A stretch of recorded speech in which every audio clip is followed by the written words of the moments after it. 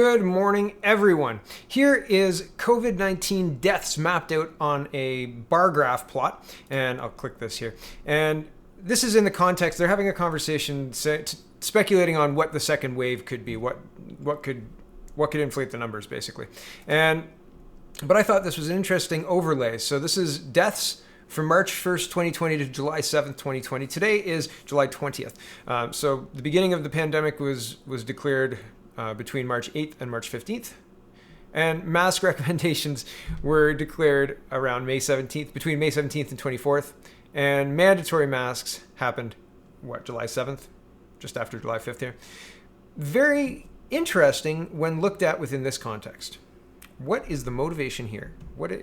Are the infection rates really that high? Where are the hotspots? It's very, very concerning. Very concerning. Here is, I've been talking a lot recently about maybe defunding the extracurricular revenue streams for police officers, the illegal ones.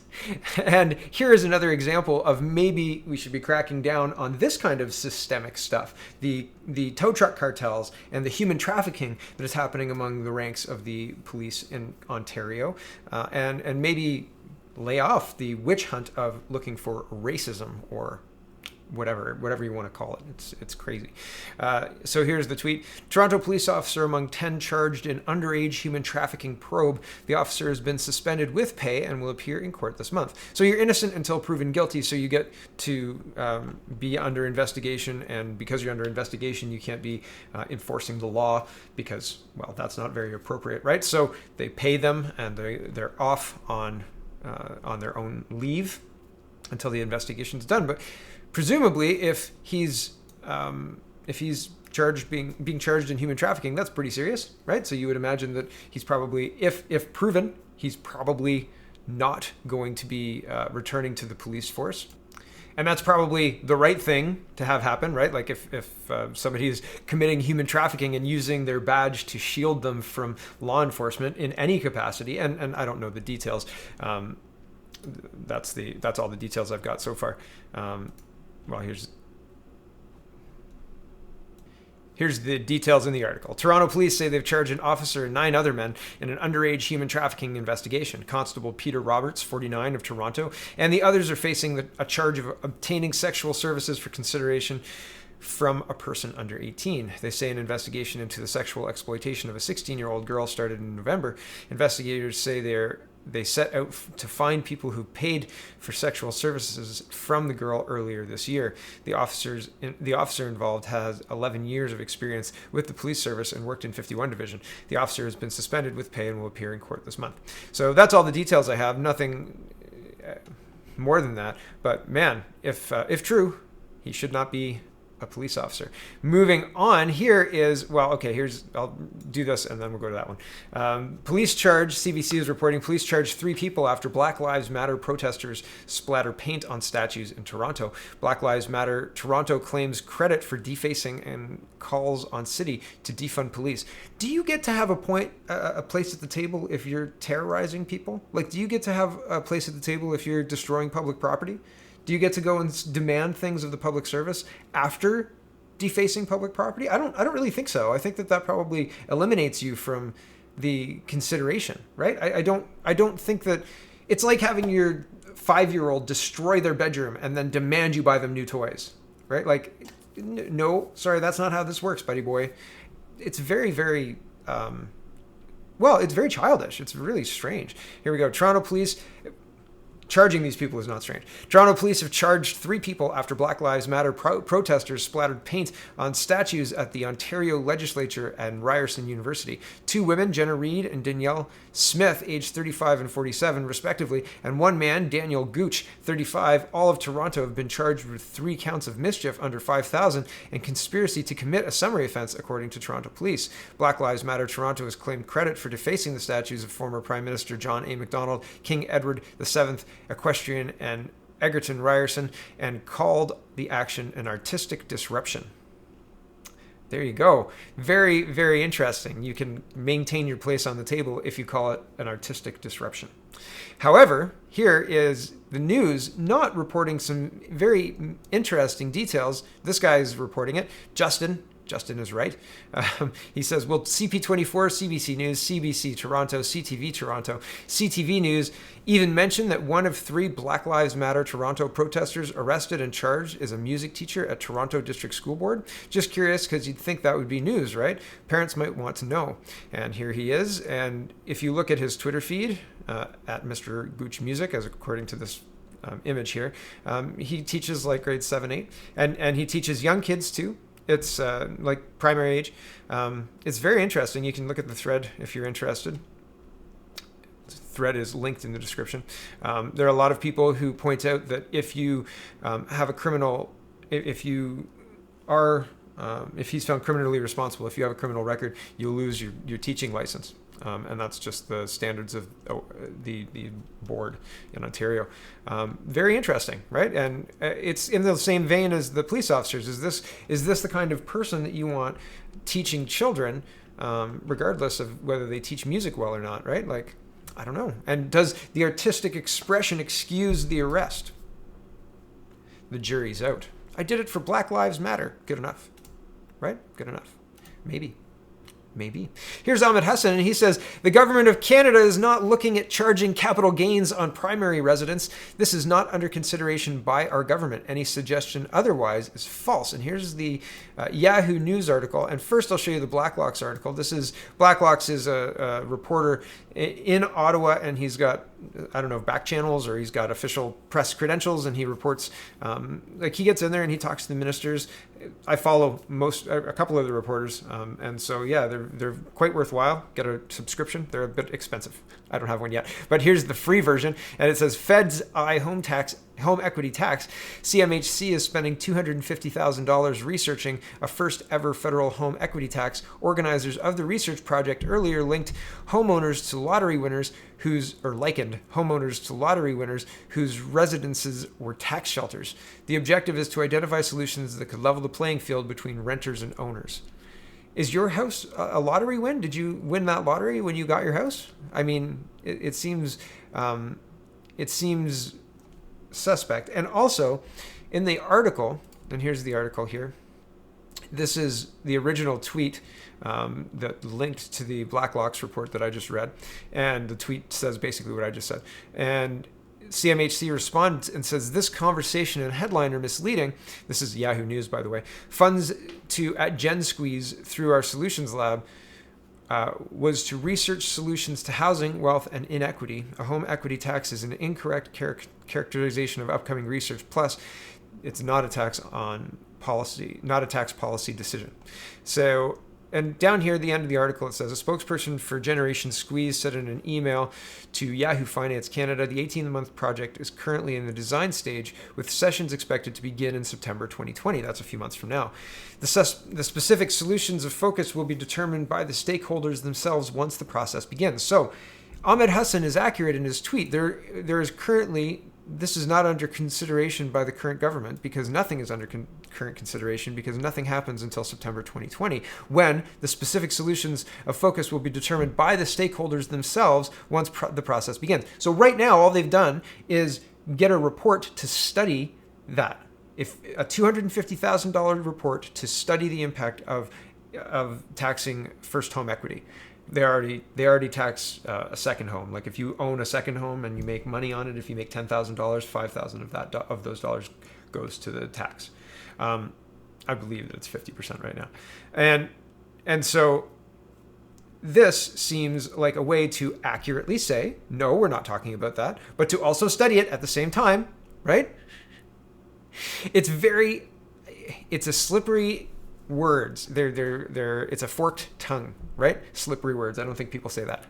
Maybe they do. But it's the liberal way, right? Like it's factually accurate, but are they researching it? It really looks like it. Why would you spend $250,000 on a report that and then have people talk about this and say things like homeowners are akin to lottery winners and they use their homes as tax havens?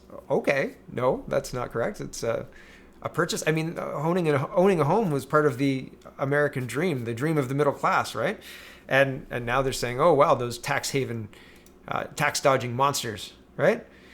Moving into we's I think our last big story for today. Minister C. Qualtrough Carla Qualtrough, sorry if I got that wrong, she's the MP for Delta, Minister of Employment, Workforce Development, and Disability, and this is Blacklocks again, says We Charity should have registered as lobbyists. Quote, always err on the side of caution, says Blacklocks. And yeah, so yesterday I made the point that they were shopping around an unsolicited contract to multiple ministers' offices. That's basically like you typing up a proposal and saying, hey, do you want to invest $900 million in my job proposal? Right? And passing it around and then getting selected. Yay. And then having 3 days lead time. Right? There's 3 days lead time. Here's Blacklocks again. Oh, it's all Blacklocks today. We're on to some trouble here. Justin Trudeau endorsed We Charity, got 3 days advance notice of lucrative grant ahead of everybody else. Yesterday, I talked about how convenient it was that the minister, the deputy minister, Miss Wernick, whose brother was the former clerk of the Privy Council, right? So again, factually accurate. Did anybody in the Prime Minister's office talk to anybody at We Charity about this deal? No, we just talked to the deputy minister, Miss Wernick, who then maybe talked to her brother, who then maybe talked to Gerald Butts, who then maybe talked to his buddy Katie Telford. Who knows? Who knows? Game of telephone? I don't know. I don't. But it's plausible, and it would still be factually accurate. Nobody from one office talked to another. It was just conversations had by other people about things that are happening in the world, right? So 3 days advance notice, and then Miss Wernick, Rachel Wernick, gets on her desk a proposal that exactly meets all the criteria she needs. So well, she says, well, great, job done. And she recommends that proposal to the cabinet, right? Wild. She gets, as soon as Miss Wernick submits that proposal to Miss Chager. Miss Chager pushes back and says, who else could possibly do this? So says Miss Chager. And then she says, nobody. We's the only one who could possibly do it in the limited time that I had to do this, which was none, because this dossier landed on my desk completely finished and full of everything Mr. Trudeau needed. Isn't it wonderful? Don't we live in a magic world? But We Charity, the story here is We Charity had 2 big bills due and no real money to pay those those real estate bills. And wouldn't it have been convenient to get $900 million with very little oversight and no ability for the government or anyone else to audit the charity? Wouldn't have been convenient. It would have made this problem go away, right? And isn't it interesting as well that after the $900 million deal collapsed, We Charity had to announce the total restructuring, right? Oh, and we're going to bring in risk management people too. I talked about that a few days ago as well. Here's Toronto's son, Brian Lilly. Brian Lilly is one of the only investigative reporters left in Ontario at this point in time. He's doing lots of good work. And so here's his follow-up to the first story, which was breaking the fact that We Charity is built on a bed of borrowed money in real estate. So yeah, and they've got their credit card nearly maxed out, right? So if they don't get their credit card extended, right, and if they don't pay it off, right, if the bank says, "Ooh, I don't know, you haven't been making the payments that you should be making," then big problems for the holdings of the charity, possibly, right? So says Canada Land and all these people doing these in-depth financial reports. Man, like this stinks, doesn't it? It stinks, but there's no real way to hold anybody accountable. Right? We've got the sitting today of Parliament at noon. I'm interested to see what happens with that. I have no idea, no speculation. I haven't even really seen speculation this morning because I was trying to build this and I didn't see anything. There wasn't really a whole lot of talk about it. So we'll find out, I guess, this afternoon. But here we go. Let's carry on with We. Real estate is central to the We Kielburger story. The numbers jumped off the screen at me. $43.7 million in real estate held by a charity whose focus, I thought, was on helping people in some of the most impoverished parts of the world. Visit the website of We Charity and you'll learn about their efforts to better the lives of people in India, Kenya, and Ecuador based on 5 pillars: education, wealth, health, food, and opportunity. It doesn't mention real estate. To be clear, there is nothing wrong with charities owning real estate. It just seems odd that We has spent so much on it. The organization claims that owning saves them $1.2 million annually compared to renting, but $43.7 million worth of real estate is significant for an organization whose annual revenue was just $65 million last year. Yet that $43.7 million is just the tip of the iceberg when it comes to We and those people and organizations that surround it. Real estate is central to everything they do. Since stumbling upon this figure, I've reviewed close to 50 different pieces of real estate that have been bought or sold by We Charity. Me to We, Imagine One Day International, plus the Kielburger family. Often these pieces of real estate are traded back and forth multiple times among Kielburger family members or the family of Victor Lee, the chief financial officer of We Charity. This is an interesting piece as well, right? Like you trade it all within family and through Victor Lee, right? Weird. It shouldn't come as a surprise, back to the article, that we and the Kielburgers are all about real estate. In many ways, they've never hidden it, though often they've used numbered companies for their transactions. A March 2019 profile of Fred and Teresa Kielburger, parents of We founder Craig and Mark Kielburger in Canadian Living, detailed their start in real estate. The article, part of a Canadian Living and We partnership, glowingly told how Fred and Teresa got their start in renovating and flipping houses in 1975. The article also told the story of how they sold the family home to buy an office building at 233 Carlton Street in Toronto's Cabbagetown neighborhood to serve as We's first headquarters. They provided that building to them rent-free for over a decade until We Charity eventually outgrew the location and moved into more formal office space, the article said. That's the same statement made to me by We Charity's PR team when I asked them about that building. Fred and Teresa Kielburger declined every year to take a tax receipt for their generous contribution, even though they could have done so, We's PR team said in response to questions. A 2010 profile by the Globe and Mail told a different story, one more in keeping with the intertwined nature of the charity's personal and business dealings of the Kielburger clan.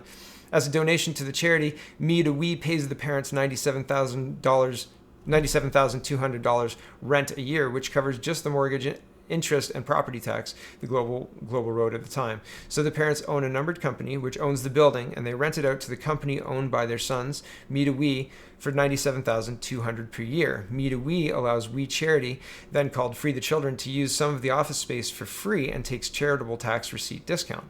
By 2010, both the charity, the business, and individual members of the Kielburger clan were buying real estate all over Cabbagetown.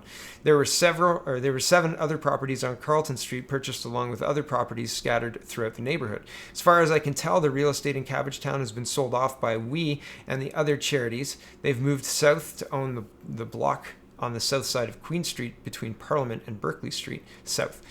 The family and those closely tied to them still own real estate on Carlton, plus several properties throughout Toronto's East End, including condos in Regent Park, the beaches, homes overlooking the Scarborough Bluffs, and Lake Ontario. I've said since I started on this that real estate is central to the story of We and the Kielburgers. That story is beginning to be told. And it's very interesting. I'm wondering what happens in October when the next big bill is due. And how they paid, well, and who knows how they paid the May bill, right? There was a lot of speculation in the Canada Land report that I read yesterday that was talking about, that put a lot of onus on the $4.3 million May bill. And now I've seen an $8 million October bill, so maybe that's all that happened. They rolled the May into the October, and We's hoping to make up the difference between now and then. Could be. I'm just speculating. I don't know, but that's how I connect things in my head, so apologies. Take it with a grain of salt. Speculation on my part. Okay, here's CNN, right? And here I wanted to highlight this article because it says how Justin Trudeau's latest ethics scandal could spell the end of his career. That was July 18th, and I think I've said it's the 20th already, but they walk that back. It goes through all of his ethics scandals. It goes through the 2016 Aga Khan trip. It goes through the SNC Lavalin debacle with Jody Wilson-Raybould and all of that kind of stuff, and it outlines the current We scandal. But at the end, it backs off of the hypothesis in the headline. It says, while it may be too early to pen Trudeau's political obituary, the opposition Conservative Party is in the midst of a leadership race, and none of the candidates exudes star power. A wealthy Liberal caucus... A weary Liberal caucus, sensing their leader has become a liability and fearing the prospect of defeat in a future election, could pressure their leader to step aside, at least temporarily. I would disagree. I would say that they would have to think that Freeland could do better, and at this point in time, I don't think that there's a majority convinced that Freeland would be better to go into the election with than Trudeau, even with the poll numbers. He's Teflon. I don't know. Back to this. Hopefully, in the free time that will give him for inner reflection, Trudeau will come to realize that when you're forced to say sorry too many times, people will have a hard time placing their trust in you at the next visit to the ballot box. Speculation, and I hope that that's true. I really, really hope that that's true. But man, it's hard to believe when there are so many people who blindly support the terrible policies that Trudeau is continually foisting upon Canada, right? Like, and you can't have I was saying the other day, you can't have a rational conversation with people. You can't talk about anything that is true. You if you have to prove something, somebody else has disproved it, debunked it, whatever. And all it takes to debunk these things these days is to write, it's been debunked somewhere with some legitimacy. And I don't even know how much legitimacy, really. Like, I'm sure I've gotten Babylon Bee articles in response to some things online. And it's like, at what point is it just complete? Like, it's like using an Onion article. What happened to the Onion? Are they still around? Okay, this is the last one. This is a campaign style ad. I'm not going to show the whole thing. It's going through the WE scandal. This is very campaign style to me. This seemed very revving our engines for testing the waters on campaign style ads. 1.5k likes. You know, that's respectable in Canadian politics. I mean, even Poilievre is in the $3,000 to $5,000 like area, right?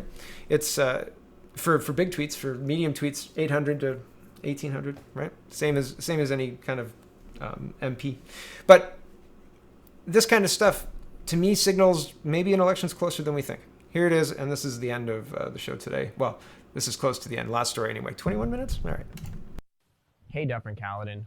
Over the past couple of weeks, you've probably heard about the We Charity scandal. This is the third ethical lapse by our Prime Minister, the third investigation of the Prime Minister by the Ethics Commissioner.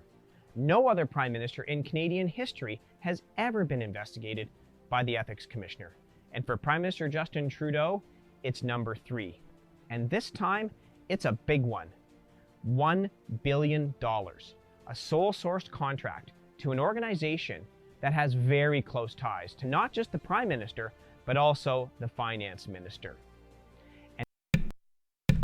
And Katie Telford, PMO as well. Anyway, so it's a good little ad. It's very election feeling. That's what I think. I don't know. We'll see, I guess, because it's risky, I think. It's risky for Trudeau to pull that, especially if he's still got the support of the NDP and the Bloc. Now, if the NDP and Bloc are pulling support, and that's why Parliament was recalled today, or if they're having Trudeau step down, I can't see Freeland doing a Kim Campbell, calling a snap election in the middle of this crisis. I don't know. So I don't know what's going to happen. Same old. Here's the new boss, same as the old boss, or Trudeau stays the course until people calling until we gets worse. I don't know. If Trudeau stays in office, or prorogation. I talked yesterday long about prorogation. So does Trudeau kill all the investigations, kill everything, and start over? There's certainly a case to be made for that too. So I don't know, man. I don't know what's going to happen. It's going to be an interesting day, a wild ride, I think. And well, I'll keep watching. I'll let you know what happens. I don't know if I'm going to do another video today. If it's really big news, I'll maybe do another video today. We'll see. But thank you for watching. Check out CanadaPoly.com. Check out CanadaReport.co. Check out SpeakingMoistly.co. And have a wonderful, wonderful